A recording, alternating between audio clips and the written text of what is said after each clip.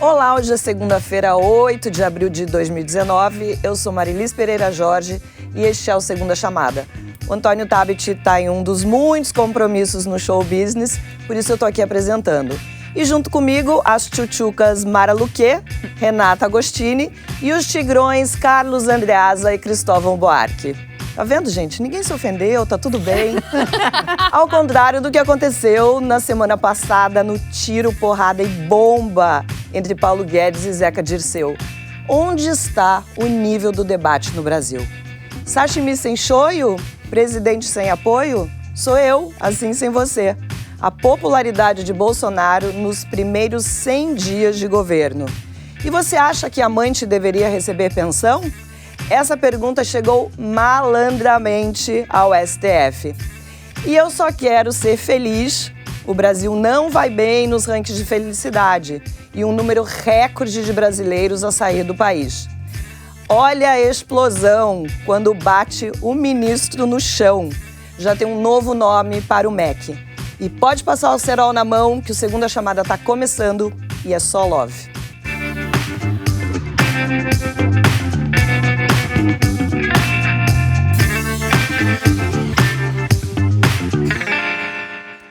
Antes de tudo, faz tempo que a gente não pede. Você já se inscreveu aqui no My News? É só clicar nesse botão vermelho aqui embaixo. O Tabet não veio hoje, mas mandou um vídeo para explicar um novo lançamento no canal.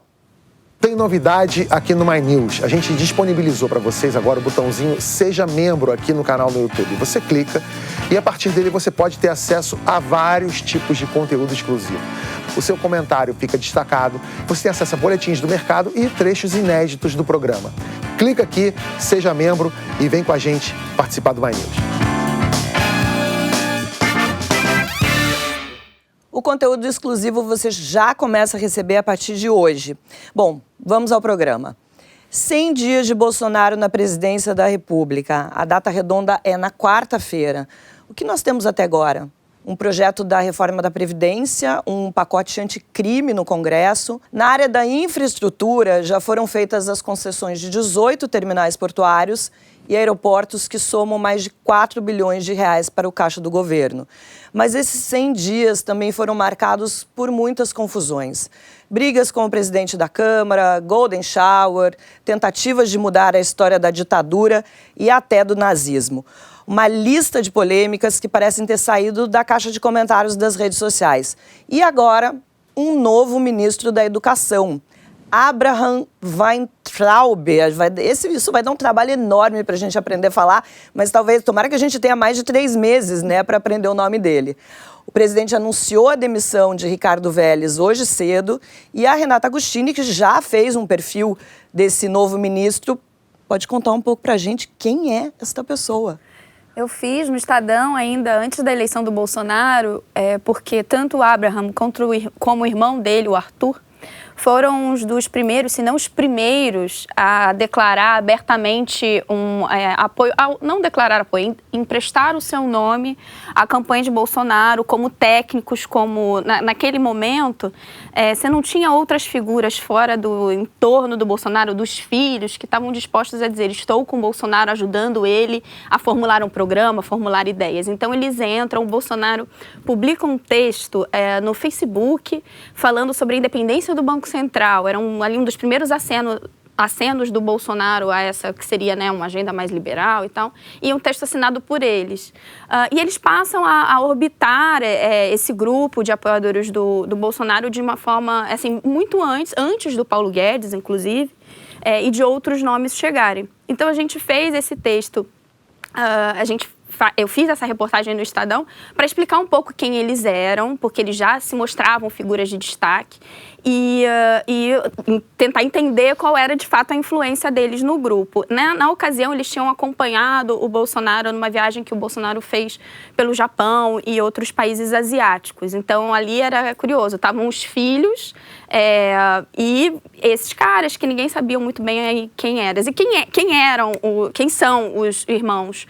Dá para colocar eles em alguma dessas alas que ficaram tão evidentes durante esse começo de governo? Já no governo, eles são caras, até o Andreasa lembrou, quando a gente começou a comentar aqui, né, da confirmação do nome, ele é um cara do Onyx Lorenzoni. É assim que ele chega ao Bolsonaro. Eles se conheceram, o Onyx Lorenzoni e os irmãos, num debate sobre previdência. O Arthur e não Abraham tem um histórico de trabalhos e se dedicou muito tempo a estudar a previdência. Então, eles se conhecem nesse contexto. Começam a formular uma proposta para a previdência junto com o Onyx Lorenzoni. E o Onyx, em determinado momento, apresenta eles ao Bolsonaro. E eles se dão muito bem.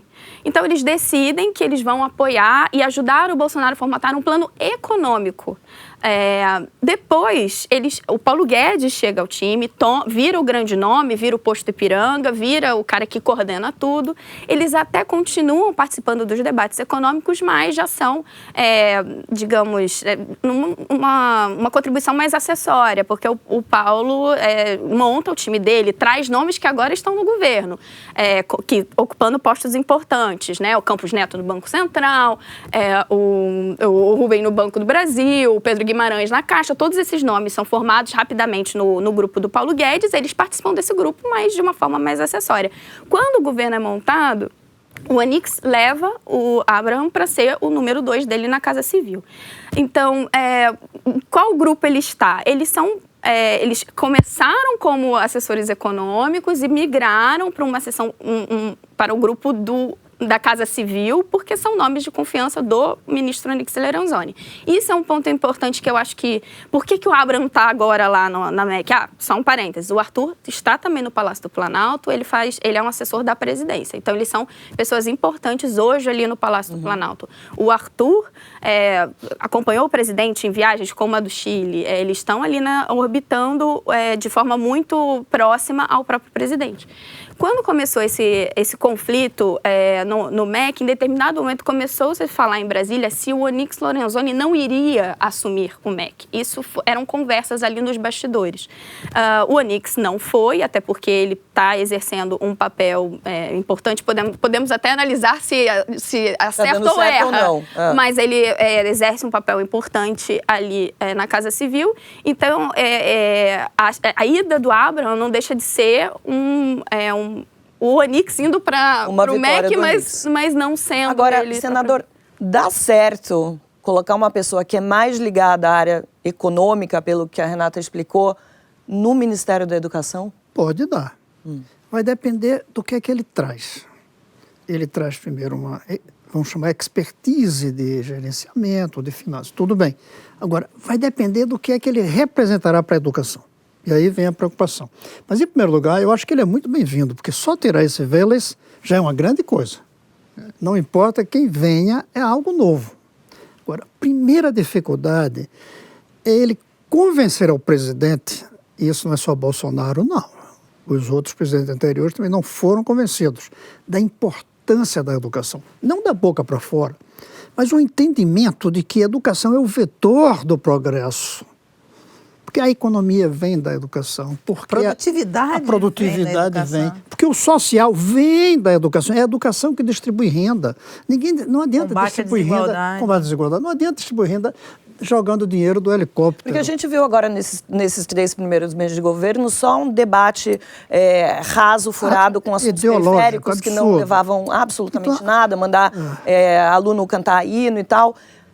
Inclusive, a Folha de São Paulo acabou de fazer um levantamento, né, desses 100 primeiros dias e só 1/3 dos projetos que estava prometido a ser feito nesses 100 dias foi cumprido. Uma das coisas que não entrou nisso foi justamente um plano de alfabetização. Por exemplo, não é isso que esse ministério tinha que estar focado? Mas antes... E foi por isso que já teve ministro demitido. Porque eleitoralmente... O importante é você cuidar da universidade. O presidente Lula, por exemplo, com a genialidade política e eleitoral dele, ele disse em certo momento, você, ministro que estava lá, você está muito preocupado com a alfabetização de adultos e com educação de base. Nós precisamos investir na universidade. E está fracassando. Porque a universidade sem educação de base fracassa. Mas deixa eu voltar um pouquinho ao desafio do novo ministro. É convencer. E aí o presidente precisa convencer o povo, o Brasil, porque nossa mente brasileira é de que a educação não é fundamental. E nem acreditamos que um dia vamos ser campeões mundiais em educação. Nós acreditamos que vamos ser campeões das pernas no futebol, na música, na educação. Não há essa sensação. Não é algo que empolgue o Brasil ter educação da máxima qualidade. O Brasil não sonha em ser uma Coreia do Sul, uma Finlândia. Não tem esse sonho. Nosso sonho é ter as indústrias americanas. Segundo, é convencer de que é preciso investir em 20, 30 anos. Nós, brasileiros, queremos resultado imediato. Por isso, o desejo de botar um filho na universidade e não ter um filho terminando uma boa educação de base, porque leva 11 anos, entrar na universidade. Então, essas coisas aqui. E terceiro, é quanto tempo ele vai levar para aprender o que é o sistema educacional. 200 mil escolas, 2 milhões de professores, quase 600 sistemas educacionais diferentes, porque é municipal. Agora, você tocou num ponto que para a educação eu acho que faz muita diferença essa questão de você priorizar as universidades e o desejo de colocar. Quando o governo do PT faz o FIES e libera uma torneira para a universidade privada sem exigir nada em troca. FIES, ProUni. Ele deixou gente Cotas. muito rica, né, nesse setor, tanto que abriram capital, lançaram ações em bolsa, e não trouxe essa mão de obra, essa pesquisa. Você não trouxe pesquisadores, você não trouxe professores, você não trouxe gente, você não melhorou a educação. Não. Você só leva essa ilusão de que tem um filho formado numa universidade. E transformou a educação em um bem de consumo. Consumo é o diploma. Está aqui. Eu tenho um carro, eu tenho a casa, eu tenho um diploma. Não é o conhecimento que se está buscando. Então, esse novo ministro vai ser capaz de trazer e convencer o presidente, que o ministro não manda nada. Se o presidente não quiser... A gente tem visto isso em relação ao Moro e o Guedes. Inclusive aí. Se não houver uma liderança política, o ministro vai ser um gestor do que está aí. Do caos, né? Do caos. Aí pode até melhorar um pouquinho, lubrificando uma máquina ruim. Mas o salto... Porque o Brasil tem que escolher. Quer melhorar a educação ou quer dar o salto para ser igual aos bons? E tem outra coisa que eu não coloquei. Eu acho que não está na cabeça do brasileiro que o filho do pobre tem o direito a uma escola tão boa quanto o filho do rico. Não está ainda. A sensação ainda é que a educação de a máxima qualidade é para alguns, não para todos. Entendeu? A educação tem que ser para todos. Aí sim. Quando a educação de qualidade básica for para todos, aí a universidade é uma questão dos melhores. Claro, mas como isso vem na futebol. esteira, né? Futebol, ninguém reclama que só entra na seleção brasileira de futebol os melhores, porque a bola é redonda para todos. Quem não entrou é porque não teve talento. Como a escola não é redonda para todos, aí a gente começa a encontrar caminhos alternativos. Andreasa, essa vitória do Onyx, já que é um nome que vem dele, acaba com essa queda de braço entre olavistas e militares? É uma vitória do Onyx? Vai acabar com essa bagunça no MEC? Eu acho que não, mas eu queria falar um pouco sobre a circunstância. O governo completa 100 dias. Há pelo menos 50, para ser generoso, nós sabemos que o ministro da Educação, Ricardo Vélez Rodrigues, é inepto para a função de ministro. Ele pode ter outras qualidades, eu conheço a obra dele literária, o seu pensamento filosófico, tem coisas interessantes, mas para aquela função de gestor no Ministério da Educação, ele não esteve à altura. E nós sabemos disso há muito tempo. Essa demora é muito significativa também do descaso do governo para a educação, com aquela pasta específica. Inclusive, é bom fazer um desagravo aqui, deixando de demitir o ministro, porque de fato a decisão estava tomada e seria anunciada, para desqualificar jornalista. É isso mesmo. Que foi o que a gente viu acontecer. Tudo isso é o caso da Eliane Cantanhede. Sim. A informação era procedente. Mas existe um modus operandi de, diante do fato de que era a grande imprensa que havia tido acesso à informação, vamos atrasar um pouco a demissão desse sujeito, dane-se a educação, para desqualificar a imprensa e criar condições para chamar o jornalista de fake news. Isso tem método. E funciona, né? É claro que funciona. Então, esse é o aspecto circunstancial. Sobre o novo ministro, Renata fez um panorama muito preciso, ele é Onyx Lorenzoni, ele tem essa origem fundamental no bolsonarismo de uma aposta primordial, foi, junto com o irmão, dos primeiros a acreditar naquilo ali. Ele tinha um protagonismo na área econômica, a ascensão do Paulo Guedes faz com que eles perdessem o espaço, mas eles são aproveitados no governo, como a Renata disse, dentro do Palácio do Planalto. Quer dizer, eles estavam no andar do presidente, junto ao presidente, assessor da presidência, o outro na Casa Civil. Eles são um produto do Onyx, mas o Onyx também é alguém que, nessa dinâmica de 100 primeiros dias de governo, se viu muito isolado, como um dos poucos ministros civis, se não o único, dentro do Planalto. Ele não fazia parte, portanto, da ala militar. O governo vai dizer que essas alas não existem, mas elas existem. Elas são dinâmicas, né? Elas se interagem, se aproximam, se afastam, mas existem. E, diante desse crescimento da ala militar e dessa espécie de isolamento, ele se aproximou muito, sobretudo via assessores, entre os quais o Abraham, da ala que eu chamo de ideológica, mas que a gente pode chamar de ala revolucionária, que o próprio Felipe Martins chama de ala anti-establishment. Então, a escolha do Abraham Weintraub para o Ministério da Educação é, ao mesmo tempo, uma vitória do Onyx, mas também tem um aspecto de conciliação, porque ele também transita nessa área sob influência, a chamada ala sob influência do Olavo de Carvalho. E vocês conhecem a minha opinião, eu acho que é muito menor essa influência. Eu acho que a influência maior é do Felipe Martins e dos filhos, do Eduardo e do Carlos. Então, nada indica que esse choque, que essa disputa de poder dentro do Ministério deixará de acontecer. Você deixa de ter, talvez, uma força militar dos militares dentro do Ministério da Educação, porque o Vélez Rodrigues havia se aproximado muito de alguns militares, mas você tem o Onyx e os alunos do Olavo, chame como quiser, muito influentes ainda dentro dessa pasta. Como vai ser a dinâmica de atuação dessa? Mas o segundo nome é um militar também do Ministério. Esse é que é o ponto. Quer dizer, como o novo ministro vai lidar? Ele vai reproduzir o Vélez Rodrigues, se aproximando dos técnicos que já estão dentro do Ministério, boa parte dos quais ligados aos militares. E parar essa onda de demissões, que até agora foram 15. Ou vai, Marilis, ou vai se alinhar a essa ala chamada ideológica muito forte dentro do Ministério.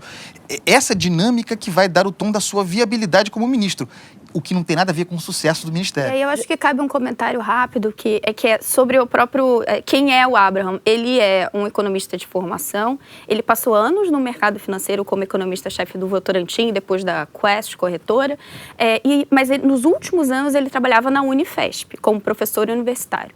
Então ele é um economista e poderia ser visto como um quadro técnico, né? Assim, um cara que chegou ali para dar um conhecimento técnico ao Bolsonaro, mas ele tem convicções ideológicas muito firmes. Ele tem suas, ele e o irmão, inclusive, reclamavam muito sobre perseguição ideológica na universidade pública. Então, ele tem convicções sobre como deve ser isso. Eu acho que a gente não deve esperar uma gestão apenas técnica. Exatamente. Mas eu aqui... acho que ele tem posições ideológicas de direita muito claras. Mas aqui eu acho que o presidente perdeu mais uma vez a chance que outros antes dele perderam.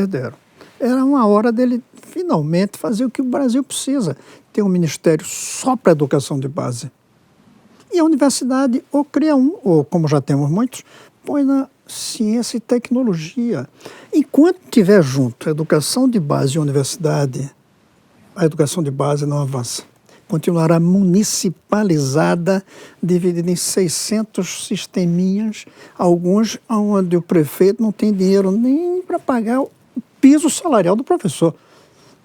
Metade não paga ainda o piso salarial do professor. Realmente difícil. Era mais uma ocasião, mas perdemos mais essa ocasião. E não sei se vai dar certo ou não, mas eu acho que a mudança é positiva em ter acontecido.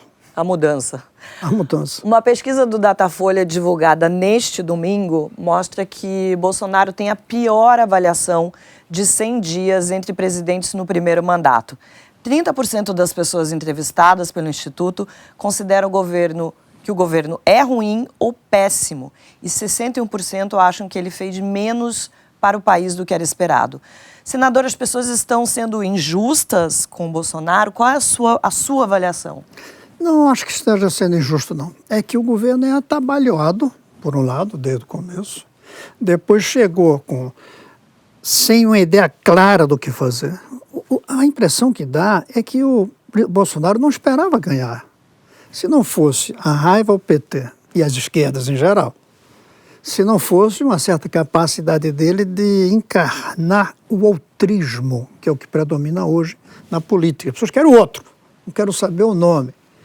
Se não fosse ele, não teria sido eleito. Elegeram quem estava gritando mais alto, dizendo que ia acabar com o PT na face da terra. E se não fosse também a facada, que ajudou pela vitimização e pelo fato de que deu uma desculpa ele não ir aos debates, ele não teria sido eleito. Então ele foi nessa circunstância, né? Porque com a facada ele ganha uma exposição. Claro, uma simpatia, uma empatia, uma vitimização. Agora, sem isso ele não se elegia. Então ele chegou lá, eu acho, despreparado, sem um programa, sem um projeto, e ainda com influências muito negativas de uma ideologia tão velha, ou pior ainda do que as das esquerdas.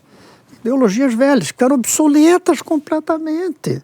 E ele não conseguiu se livrar disso. Então é natural, a meu ver, essa opinião da opinião pública. Andreasa, como é que você vê essa percepção das pessoas?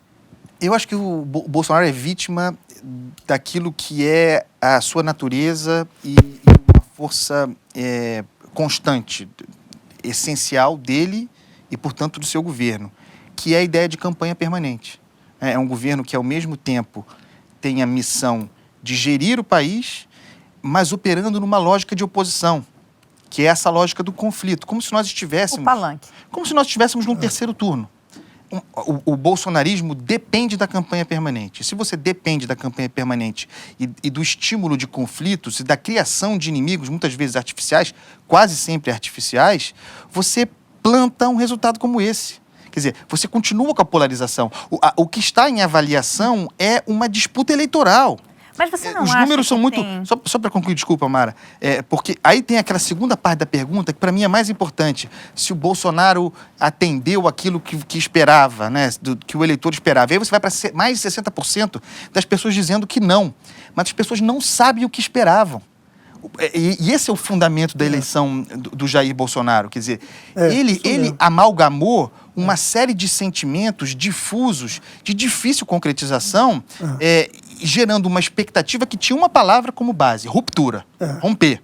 Quando você vende que você vai romper, iniciar um novo ciclo, uma nova era, como eles falam, a expectativa das pessoas cresce muito. Como isso, na prática, no mundo real, a não ser na campanha permanente, é impossível de ser materializado, aí está. As pessoas não sabem o que queriam, mas sentem que, bom, nós queremos um novo Brasil, a volta do emprego, fartura, condições melhores para viver, melhor educação, melhor tudo. Não entrega, porque ninguém pode entregar em tão pouco tempo. Tá aí os números. Para mim é muito então, isso. Mas tem uma questão da expectativa econômica, quer dizer, claro que o que gera isso daí são as condições econômicas muito ruins ainda, desemprego muito alto, falta atividade econômica que não reage. Que não é culpa dele, né? Não é culpa dele, mas ele vem, quer dizer, existe uma crise existencial, porque ele vem com um discurso liberal, de um choque liberal, que ele não acredita, que ele é contra. Isso sim. Então, quer dizer, quando vem quando cai a realidade, é que assim, existia os empresários, mercado financeiro, enfim, os agentes econômicos, esperavam esse choque liberal e estavam posicionados para isso, esperando para destravar investimentos, uma série de coisas. Só que ele não acredita nisso. Então, ele derrapa com o encaminhamento das reformas, ele começa a dar um monte de declaração, que são declarações que fazem oposição a ele mesmo, ao lado liberal dele, que não existe.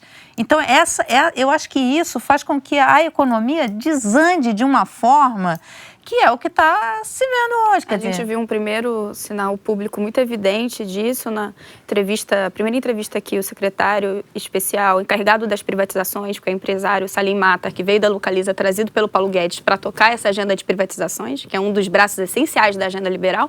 Ele deu uma entrevista muito contundente, se dizendo frustrado, porque ele não consegue encaminhar, porque os outros ministérios não querem privatizar. E isso deriva do quê? De um presidente que não é convicto na agenda, que colocou pessoas em postos importantes que também não comungam dessa visão e que não está dando uma ordem clara de que a agenda do Paulo Guedes seja tocada. Então, isso se reflete no posicionamento dele sobre a Previdência. Ele mesmo diz que aceita uma idade menor, ele mesmo diz que a capitalização não vai passar, Mesmo mas em privatização, ele falou menores várias vezes. Exatamente, coisas menores na Olha só, administração. um ano bastante nostálgico. Depois da pochete, depois dos militares no governo, 2019 marca também a volta do bonde do Tigrão. O grupo de funk deve a nova onda de sucesso ao deputado federal Zeca Dirceu, que chamou o ministro Paulo Guedes de Tchutchuca. Guedes respondeu à altura, Tchutchuca é a mãe. O Andreasa, o Tabet já disse aqui que é a quinta série A contra a quinta série B. Mas é justo falar isso? Na quinta série, eu acho que o nível do debate é um pouco melhor do que a gente está vendo, não é? É tudo muito degradante, né? Mas eu tenho uma hipótese muito clara para o que aconteceu ali. Conhecendo relativamente bem o ministro Guedes, né? Eu acho que ele foi muito bem naquela exposição. Conseguiu defender bem a sua proposta. Estava ali há 8 horas, estava de saco cheio e viu uma bola quicando para encerrar a sessão. Era um ambiente hostil. É um ambiente hostil. O PSL, a suposta base do governo, falhou, deixou o ministro exposto. Vocês já imaginaram se o ministro da Economia não fosse o Paulo Guedes, fosse alguém como o Ricardo Vélez? O governo estava em apuros ali. Quer dizer, porque o cara foi emparedado. Só que o Guedes tem carcaça, reagiu bem, eu acho que ele se colocou bem. Teve esse momento com o Zeca Dirceu, que foi um momento infantil. Ele usou, quer saber, eu vou aproveitar isso aqui como gatilho para levantar e ir embora, encerrar, que eu estou cansado, quero ir para casa, quero jantar, quero tomar um negócio, e eu acho que foi assim. E também acho que para o futuro da reforma da Previdência, o que aconteceu ali importa muito pouco. Foi um confronto com a oposição, com aqueles que já votarão contra. O que ficou claro é que a sua base de apoio do governo precisa de subsídio, de base, de articulação para poder votar, e o ministro toca a bola em frente. Acho que também foi um episódio superdimensionado. Ele não só sabe como ele adora esse papel. O Paulo, se colocarem ele ali em 20 sessões da CCJ para debater, 20 horas ele vai debater. Ele gosta de dar palestra, ele gosta de debater. Se você sentar com ele vai contar histórias em que ele debateu com um fulano e ganhou o debate. Para ele não tem problema ficar ali. E mesmo a explosão é puro suco de Guedes, né? O Paulo também o ministro também... Faz parte do meu show, né? Sim, faz. Eu acho que ali... eu concordo com a Andreasa no ponto que eu não consigo saber quem é o vencedor. Eu acho que o ministro foi um vencedor do ponto de vista que ele colocou e defendeu muito bem os pontos dele. E, claro, o parlamentar também venceu, porque apareceu no jornal. Talvez a gente não saiba quem é o vencedor, mas o perdedor é o povo brasileiro. O debate, claro. Que podia, na verdade, estar vendo uma discussão adulta, com uma oposição preparada, mas a sensação que eu tive, me corrijam se eu estiver errada, é que é sempre uma oposição preguiçosa, ultrapassada, que está ali não, na verdade, para debater de fato o que interessa para o país, mas simplesmente para entrar em confronto com aquele ministro que eles não gostam. Eu só acho que foi uma oposição populista, e um governo preguiçoso, porque não foram para lá defendê-lo, os deputados. E assim que ficaram... Não é preguiçoso, não tem convicção. Ou não tem convicção, A como você base disse. aliada do governo não tem convicção na agenda do governo. O presidente não pediu para eles irem. Agora, exatamente. quanto ao Guedes, eu acho que ele saiu bem. Ele poderia ter saído muito melhor. É fácil dizer quem está fora dali. Eu acho que ele deveria ter passado mais o susto da insustentabilidade. Passar mais a mensagem, olha, gente, vai quebrar, vai acabar. Ele falou isso algumas vezes. Mas, segundo, colocar mais números. E terceiro, em alguns casos, embora ele goste do debate, ele diz, gente, aqui é a Comissão de Constituição e Justiça. Vamos discutir se tem constitucionalidade. Insistir mais nisso até para não perder tempo com alguma daquelas perguntas, entendeu? Mas acho que ele viu um palco para poder botar os argumentos dele também, Foi fora também, da né? constitucionalidade. Pode ter sido. Agora, quanto à maneira de sair, não precisava falar de mãe, de avó, mas eu acho que foi uma maneira de terminar o debate e, inclusive, deixar o deputado com a brocha na mão, porque ninguém sabe o que ele ia dizer mais. Se ele começou desse jeito, imagine o que ele ia dizer. Eu acho que o problema agora, o senador me fez pensar no seguinte, o grande problema desse evento, desse embate, foi a volta do bonde do Tigrão. Essa é a grande consequência nociva decorrente daquela sessão. Inclusive, soltou uma nota defendendo o ministro Paulo Guedes. Claro. O PSL não defende, mas o bonde do Tigrão defende. Gente, ó, a gente vai continuar falando do ministro. A economia prevista por ele com a reforma da Previdência é de R$1 trilhão. Se for aprovada, o mercado dá como certa vinda de capital estrangeiro para o país. Segundo o jornalista Lauro Jardim, de O Globo, parlamentares calculam que, caso isso aconteça, Bolsonaro se reelege em 2022. E que, por isso, articulam passar uma reforma que economize menos. Isso faz sentido, Mara? Total sentido. Né? Eu, inclusive, acho que é isso que vai passar, uma reforma bem menor. Porque quais são os dois principais entraves da reforma? Uma é essa, é que passada a reforma, você realmente sinaliza, é um catalisador de atração de investimentos, não só estrangeiros, mas como investimentos domésticos. E mais, uma reforma do tamanho, da concepção que o Guedes fez, ela vai conseguir reabilitar a capacidade de investimento do Estado. O Estado hoje não tem capacidade de investimento. Então, ela consegue fazer isso. E isso daí, para a economia, a gente vai ser um boom. E, claro, a economia indo bem, ela elege qualquer pessoa. O Lula passou por isso, ele viu exatamente Fernando Henrique. Fernando Henrique com plano real. E o segundo ponto é o seguinte, porque isso quando a oposição fala, porque a reforma vai cortar, vai fazer, e de fato é uma reforma, nenhuma reforma vem para dar mais dinheiro para todo mundo, mas enfim, quando ela poderia trazer uma proposta de reforma da oposição, por que a oposição não traz isso? Primeiro por isso, porque ela vai colocar no colo do presidente um ciclo econômico de alta, de recuperação, que vai dar mais poder para ele. Segundo, porque ela, na sua base, no Congresso, que será altamente atingida pela reforma, que são os privilégios de setores organizados. Então, quer dizer, a oposição vai lá, fala, mas não traz nenhuma proposta. Nenhuma, não tem. Porque beneficiar a classe o andar de baixo não provoca déficit. Uma proposta que foque no andar de baixo, na melhora dos menos favorecidos, porque a desigualdade, do jeito que está a Previdência hoje no Brasil, ela aumenta depois da aposentadoria. Uma proposta nesse teor, enfim, que a oposição viesse favorecendo, melhorando a situação dos menos favorecidos e cortando privilégios, essa proposta ajudaria a resolver a questão fiscal, porque atender os menos favorecidos não gera déficit. O que gera déficit são os privilégios. Tá aí o Bolsa Família. Deixa eu colocar mais uma coisa aqui na nossa conversa. Olha, uma das propostas do Paulo Guedes é mudar o nosso sistema de previdência, que é de repartição, todo mundo contribui para a aposentadoria de todos, para o de capitalização, que é a poupança individual. Bolsonaro disse na sexta-feira que essa mudança não é essencial para a reforma. Qual é a opinião de vocês sobre isso? É essencial? Não é essencial? Tá vendo como ele não tem convicção na reforma da agenda? Né? É a lógica e a aritmética que deve reger. A aritmética está acima até da democracia. Não existe como você fazer funcionar sem aritmética. A aritmética se baseia na capitalização. Agora, a capitalização não atinge todos. Então, tem que ter uma parcela que a gente cuide por fora da Previdência. Chama-se assistência.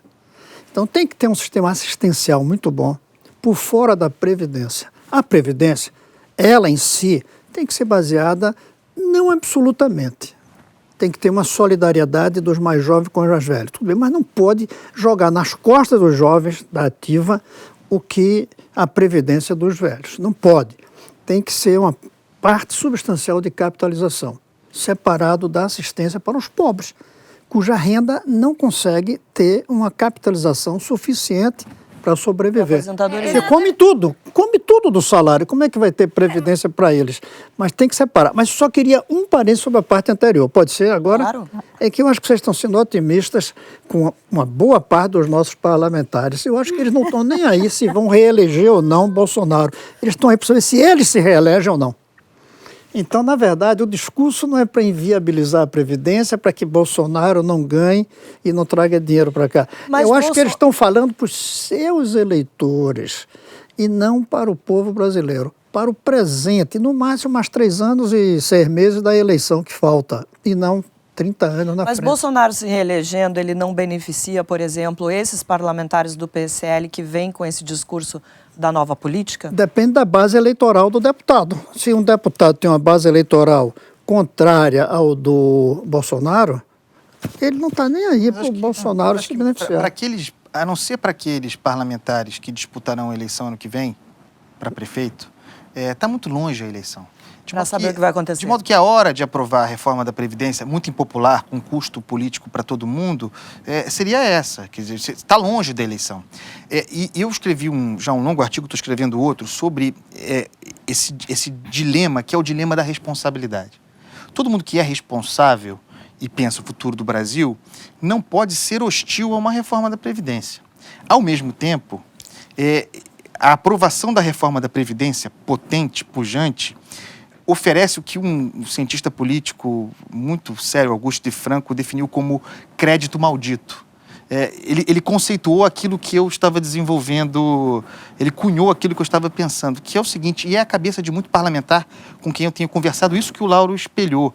O sujeito pensa o seguinte, o parlamentar, se agora, sem dinheiro para investir, comprimido fiscalmente e precisando de mim, o sujeito, no caso, o presidente da República, me trata assim, e eu estou falando dessa conflagração de criminalização da atividade política, de emparedamento da democracia representativa, tratando o Congresso como um poder intermediário a ser esmagado por pressão popular. Se o sujeito agora me trata assim, imagine se eu coloco 1 trilhão de descompressão fiscal na mão de alguém que vai ter dinheiro para investir. E aí, abrir o canteiro de obras, porque tem um ministro da infraestrutura muito competente, mapeando os caminhos, os gargalos. Por que fazer isso? Esse é o dilema da responsabilidade.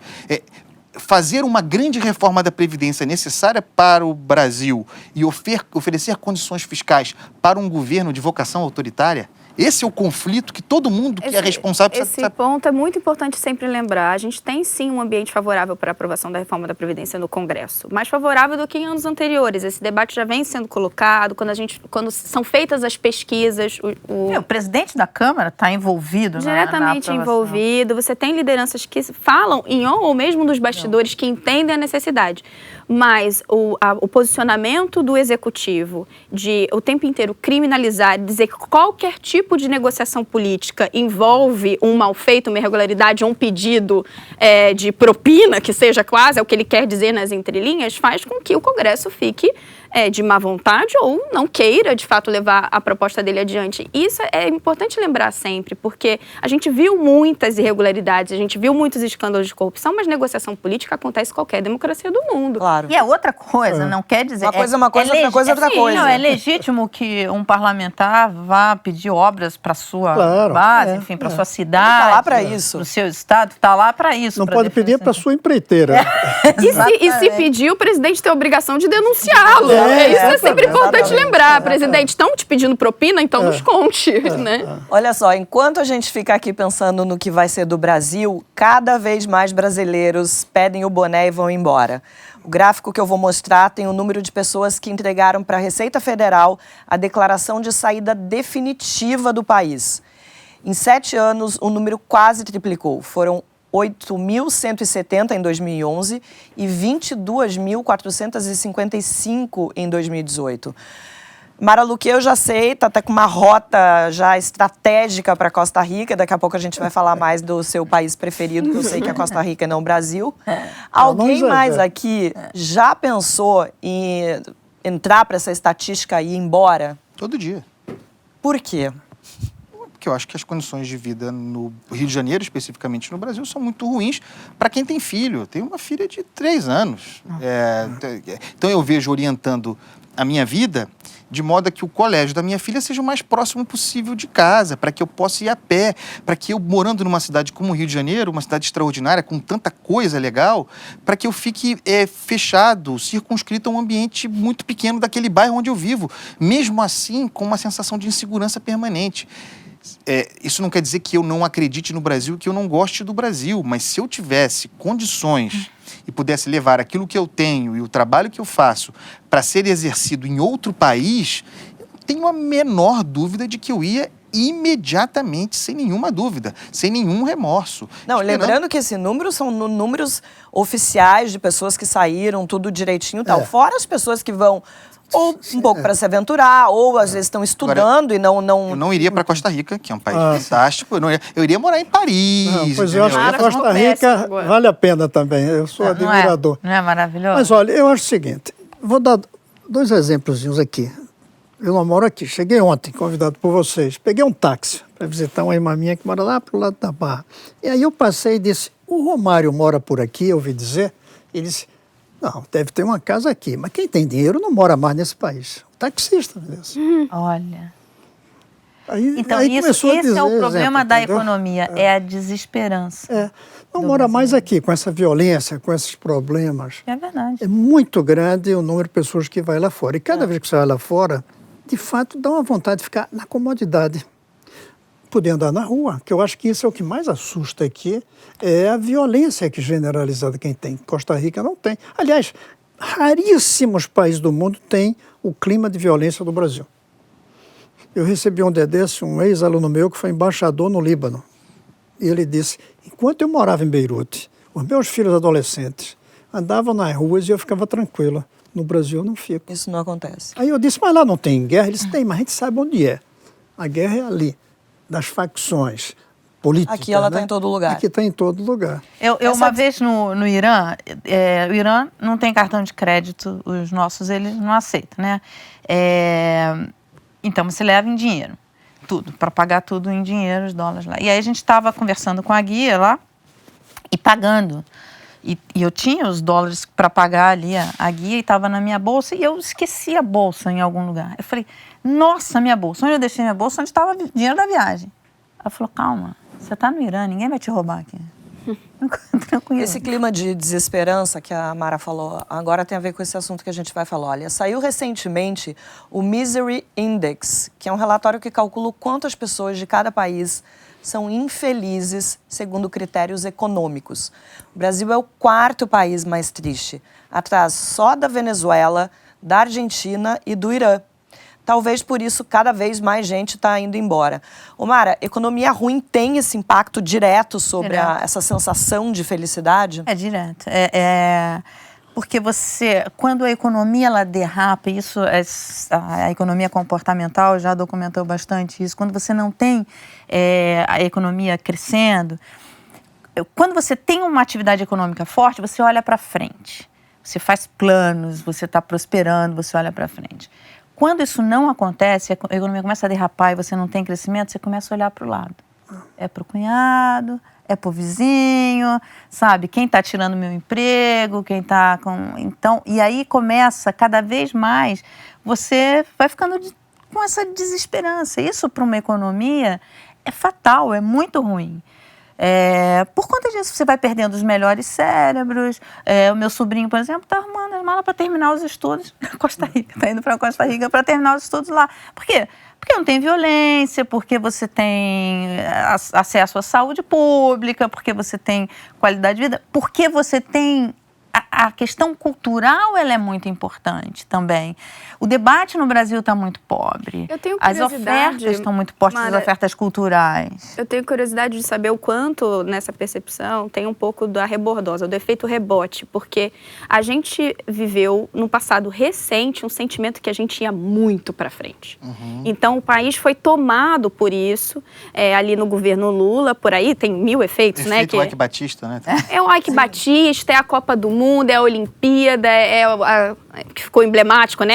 Mas esse efeito rebordosa é perfeito o que você falou. Ele aconteceu no governo Dilma. E daí veio o ódio. Porque foi pela primeira vez que veio uma coisa que eu queria perguntar para vocês. Continua sobre esse efeito. Esse efeito da rebordosa, acho que continua uma depressão. Se a economia continuasse bombando, vocês acreditam que Dilma teria sofrido impeachment? Não. Não, claro que não. Não perderia, é o que eu sempre acho. Eu acho que ela teria terminado o mandato. Pode ser que a nossa história tivesse... Não que o PT continuasse no governo, mas assim, talvez eu não sei tivesse se ela perderia, mas eu teria votado no impeachment. mesmo que a não economia teria, estivesse bem. mas não ia ter impeachment. Não, ia ter, possivelmente. Não ia Porque ter. eu votei, porque eu passei 2 anos dizendo que ela cometia crime de responsabilidade, dizendo a economia ainda está bem, mas vai caminhando para o mal. E Já era tinha cantado, que ser isso coerente. já Eu seria incoerente. Tem um elemento aí, senador, que para além, é claro que uma boa condição econômica daria maior sustentação para ela e talvez nós não tivéssemos o impeachment. Mas tem um outro advento que para mim é o mais importante do Brasil. E a gente muitas vezes esquece, porque tá dado e assimilado perfeitamente.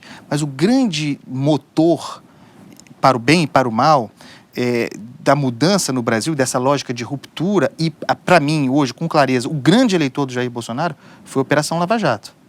A Operação Lava Jato tem que ser colocada permanentemente nessa equação e uma cultura que deriva da... Casa, não à toa, Moro tem 93% de aprovação. Claro, que é uma cultura, Marilis, que me incomoda muito, uma mudança cultural do brasileiro. Quando eu era moleque, no colégio, o mal feito de um coleguinha era muito menor do que a atividade daquele que o delatasse. O Brasil virou, como consequência do lavajatismo, que eu separo as coisas, lava-jato e lavajatismo, um país de delatores.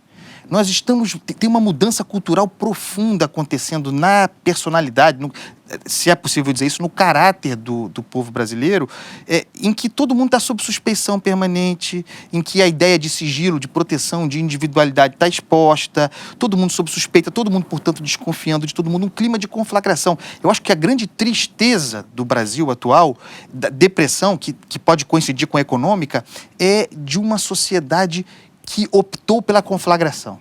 E isso é uma ferida profunda. Agora, essa desconfiança, sobretudo com os políticos, né? É com todos, mas sobretudo com os políticos. Mas fizemos por onde? Um establishment, como eles chamam, né? Quer dizer, porque não é só político, é a imprensa. É associado a um grau de exposição. Tem um ressentimento. Ninguém está no lugar onde está por mérito. É porque tem alguma coisa, é porque está a serviço de algo, é porque... Então, é uma sociedade ressentida e em constante desconfiança. Não dá para ser feliz assim. Establishment é só um nome mais bacanudo para um negócio que a gente já via na política e no discurso das lideranças, que eram o eles.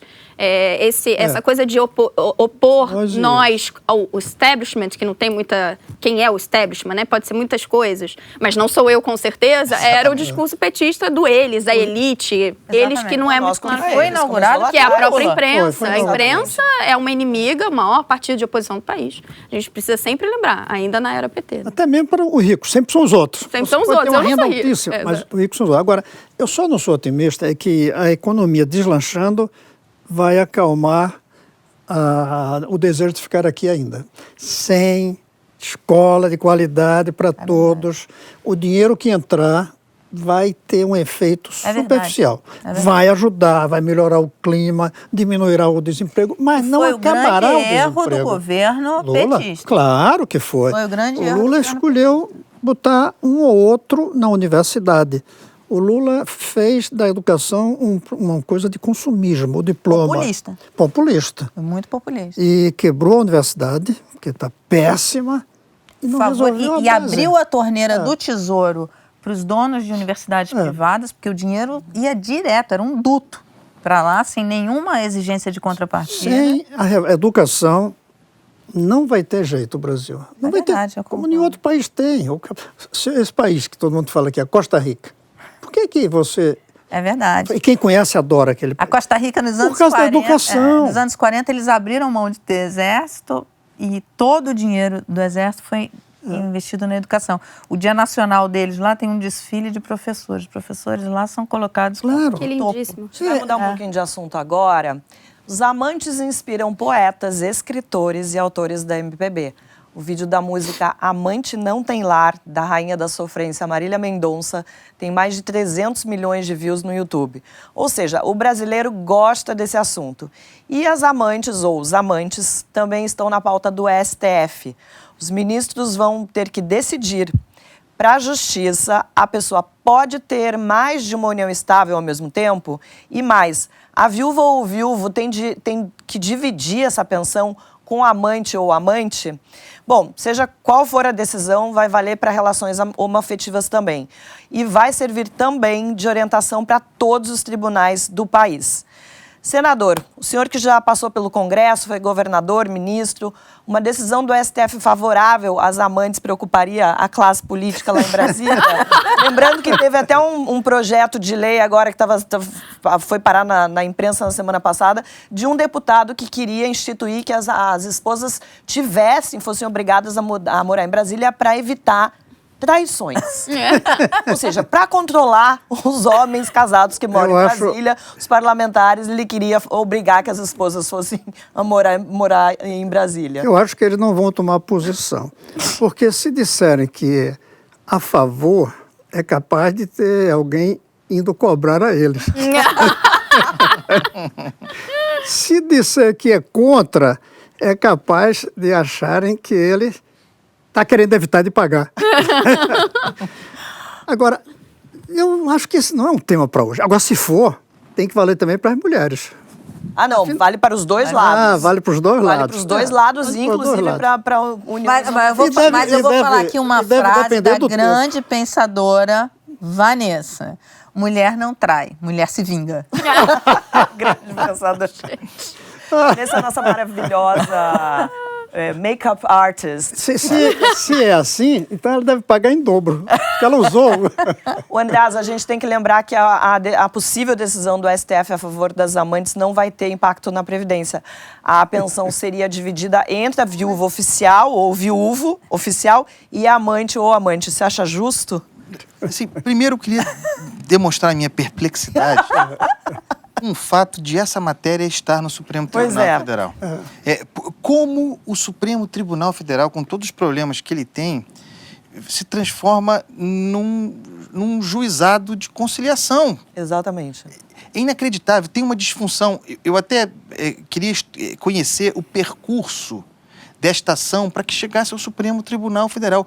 Quem propõe isso? É a Associação das Amantes? É sigiloso. Mas é um negócio difícil de entender, o percurso. Acho que o Supremo não deveria, por exemplo, pautar essa discussão agora nesse momento. Me parece ser perda de tempo mesmo e um escárnio. E mais um desgaste para o Supremo. Agora eu queria... Olha lá, só para deixar claro, a discussão ia entrar e agora foi adiada sem data prevista para que aconteça. Tá bom, maravilhoso. Junto da segunda instância. Afinal, são temas equivalentes. Importância. Agora, me parece um convite permanente para que as pessoas não casem e uma vez não casando, não tenham amantes. Não constituam vínculos, não tenham vínculo porque vai dar ruim. É isso. Se você ainda não casou, não case. Se você casou, não tem amante. Simplifica uma pauta dessa no STF não parece um pouco desse reflexo desse momento maluco que a gente está vivendo com o ministro da Educação fazendo aluno cantar hino, essas discussões, acabar com o horário de verão, essas discussões periféricas. Judicialização da vida privada das pessoas. Agora, só uma coisa. Governo que se diz liberal. O fato de não ter impacto na Previdência, mais ou menos. Porque se a amante for bem mais nova, é o tal do efeito Viagra nas contas públicas. Porque assim, o cálculo atuarial é feito da seguinte forma. Você é casado com alguém, em tese ali, próximo à sua idade, você vai viver tantos anos, depois você vai morrer, vai pagar a pensão para sua esposa, que vai viver mais um tantinho e vai morrer também. Mas se a amante for 20, 30 anos mais nova, aí começa a deixar esse cálculo atuarial muito comprometido. Aí não vai faltar uma judicialização. Foi com Viagra ou sem Viagra? Olha, foi natural ou artificial? Nessa tema complexo, né, senador? Afinal de contas. Complexo e desnecessário nesse momento. Nessa semana que passou, saiu o acordo de divórcio mais caro da história. Mara, e o pivô da separação foi uma amante, né? Mais nova. Falando. Eu falei... Quando esse caso veio para a imprensa, eu falei, olha, A Amazon vai ter... O caso é do fundador da Amazon e a mulher dele que ajudou ele a fundar a Amazon. Na história da Amazon, os dois trabalhavam juntos numa empresa em Nova York, eles saem, o Jeff Bezos diz para ela, olha, eu tô querendo entrar nesse mundo da internet, da tecnologia e tal, ela fala, vamos lá, vamos fazer e tal, aí ela vai com ele de carro, eles se mudam para montar a Amazon em Seattle, se eu não me engano, e ela trabalha com ele lá na garagem, porque a Amazon começou numa garagem, tal, trabalho e tal, vira a Amazon, né, tal, vira o homem mais rico do mundo, e essa história toda, e aí começa agora, recentemente, enfim, ela pega os e-mails dele para a amante e aí vira, enfim, o caso. Isso afeta diretamente. Agora, o resumo, o acordo saiu agora do divórcio. Imagina, acionista, todo mundo envolvido nessa questão. A gente tem o gráfico das ações, vamos... E tem dinheiro nosso aí, né? Porque todos nós usamos a Amazon. A Amazon, olha ali, ó, quando começa... Isso teve um efeito direto nas ações. Agora está recuperando. Ela ficou com parte das ações dele, né? Então, mas sem direito a voto. Então ele fica mas ainda tem com voto. Nessa trama conjugal e de negócios, o elemento também de que no meio disso teve um embate dele, porque ele com o Trump. Que ele acha que ele denunciou que ele estava sendo chantageado, justamente por um jornal. Ó, a Luciana Gurgel, que é a nossa correspondente em Londres, acompanha esse caso. Vamos ver o que ela vai contar. Oi, pessoal do Segunda Chamada. Pois é, essa história do Jeff Bezos está rendendo muito aqui no Reino Unido. Na semana passada, quando foi anunciado o acordo de divórcio, o assunto teve muito destaque, mas não só nos jornais sensacionalistas, não. Também em jornais sérios, como o The Guardian, que abriu uma foto enorme, assim, ocupando praticamente um quarto da página.